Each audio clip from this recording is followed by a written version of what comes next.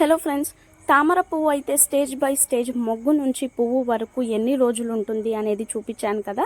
So మీరు ఎవరైనా పూజకి ఈ తామర పువ్వుని కోసి పెట్టాలనుకుంటే ముందే అంటే థర్డ్ డేని మీరు కోసి పెట్టేయండి దేవునికి.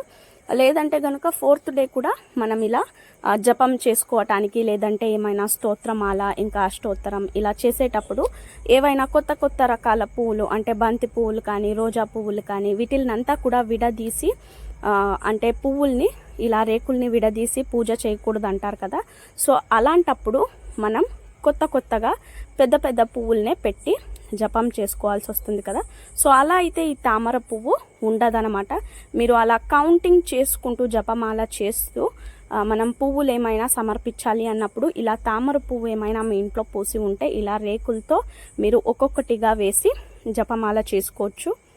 ఈజీగా లెక్క పెట్టవచ్చు అనమాట.